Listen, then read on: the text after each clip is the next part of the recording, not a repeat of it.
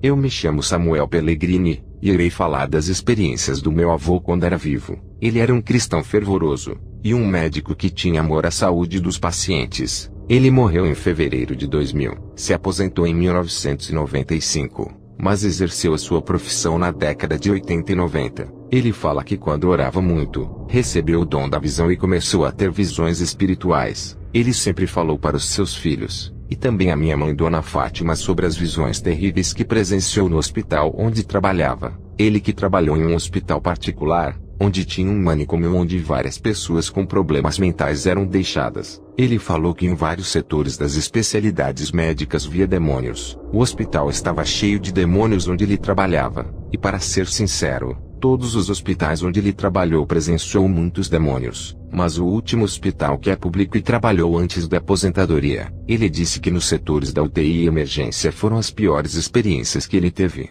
As pessoas que estavam nos aparelhos e na intubação, onde não havia mais jeito de se recuperar, estavam esperando a morte. Ele viu demônios coletores de almas descerem pelo teto do hospital para buscarem as almas daquelas que já estavam condenadas à morte. Ele disse que eram como monstros com capuzes pretos que ficavam ao lado dos pacientes. Cada cama ficava um monstro esperando a pessoa morrer, e quando aquela pessoa entrava em óbito, o coletor de almas que estava ao lado da cama pegava a alma, e no chão do hospital se abria um buraco negro. E o monstro descia por aquela cratera escura até as profundezas escuras onde não dava para ver o fim. Meu avô via todos os dias os coletores de almas chegando ao hospital para buscarem as almas. Ele, como um médico cristão, não via nenhum homem de Deus ali pregando a palavra. E quando ele olhou para o teto daquele hospital, estava cheio de demônios de asas voando por cima iguais urubus loucos por carne podre. Eles estavam loucos pelas almas das pessoas que estavam em fase terminal. Quando o meu avô viu isso,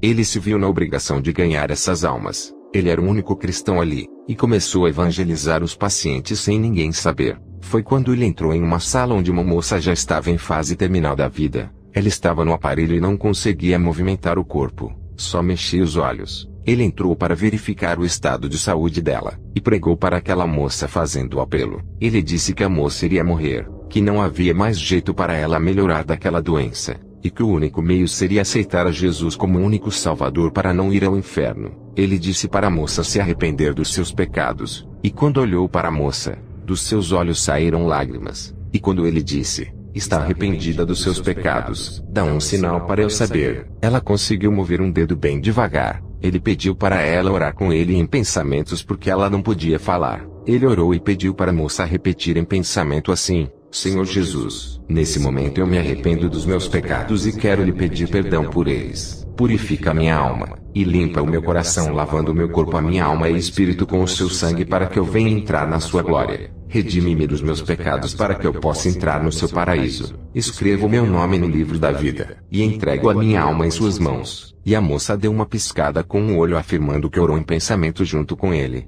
Um anjo já estava ao redor da cama dela para levá-la ao céu, e um demônio desceu até a cama dela para buscar a sua alma. Mas houve uma disputa ali, e o anjo com a sua espada apontou para o demônio não deixando se aproximar, e disse que aquela alma foi justificada e não pertencia a ele. E o anjo pegou na mão da moça e subiu ao céu. A moça faleceu 2 dias depois que meu avô pregou para ela. Ela foi salva nos últimos momentos. Se o meu avô não tivesse pregado para ela, aquele demônio coletor teria levado a alma dela. Isso prova a importância do evangelismo no hospital, que é um lugar desprezado pelos irmãos. Um jovem chegou baleado no hospital, e o meu avô pregou a palavra para ele sem saber se viveria ou não. O jovem disse, eu aceito a Jesus como o meu Salvador. O meu avô ficou feliz por saber que tinha ganhado mais uma alma para Jesus. Dias depois o ferimento daquele rapaz começou a piorar, e ele estava em estado grave. O meu avô não estava tão preocupado assim por saber que ele tinha aceitado a Jesus com a sua pregação. E aquele rapaz não resistiu e faleceu.